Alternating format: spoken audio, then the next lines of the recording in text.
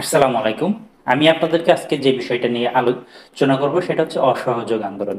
আমরা শুনেছি যে 4ই আগস্ট বৈষম্য বিরোধী যে জনতা, বৈষম্য বিরোধী ছাত্র জনতা যে অসহযোগ আন্দোলনের ডাক দিয়েছে, এই অসহযোগ আন্দোলন কি, এই অসহযোগ আন্দোলনের ইতিহাস সম্পর্কে আমি আপনাদেরকে আজকে বিস্তারিত আলোচনা করব। এই অসহযোগ আন্দোলন হলো যে যারা আন্দোলনের বিপরীতে আছে, অর্থাৎ আন্দোলনের বিরোধিতা করতেছে, তাদের বিরুদ্ধে সকল ধরনের সুযোগ সুবিধা থেকে সকল ধরনের সুযোগ সুবিধা থেকে বিরত রাখাটার নামই হচ্ছে অসহযোগ আন্দোলন।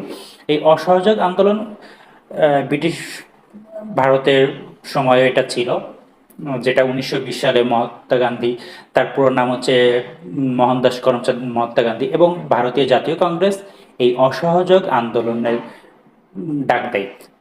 তখনকার সেই আন্দোলনটা ছিল যে ব্রিটিশদের বিরুদ্ধে, ব্রিটিশদের যে যে রাওলাট আইন ছিল, এই রাওলাট আইনটাকে আহ, রুখে দেওয়ার জন্য, এই রাওলাট আইনটাকে রুখে দেওয়ার জন্য এই আন্দোলন করেছিল আহ, তখনকার হচ্ছে ভারতীয় জাতীয় কংগ্রেস এবং হচ্ছে মহাত্মা গান্ধী।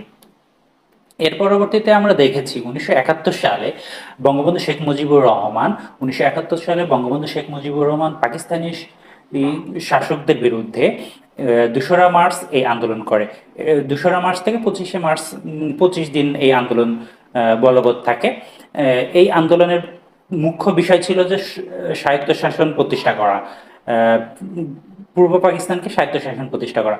এরপরে আমরা দেখছি 2024 সালে 4ই আগস্ট ছাত্র জনতা যে আপনাদের ছাত্র জনতা যে অসহযোগ আন্দোলনে ডাক দিয়েছে, এই অসহযোগ আন্দোলনটা মূলত ও, এই অসহযোগ আন্দোলন মূলত কি, এই অসহযোগ আন্দোলনের সময় আপনারা কি করবেন?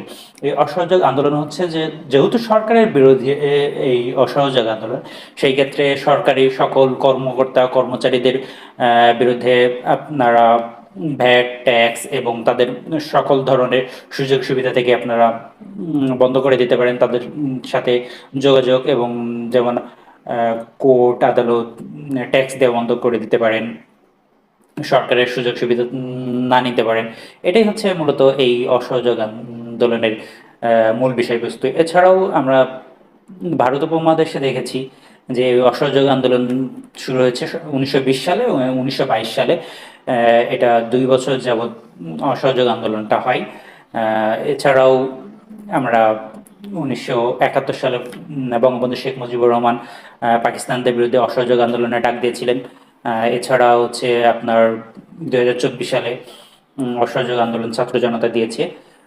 এই বিষয় নিয়ে আমি আপনাদেরকে আজকে জানানোর জন্য একটা ভিডিও করলাম। থ্যাংক ইউ সবাইকে। আল্লাহ হাফিজ।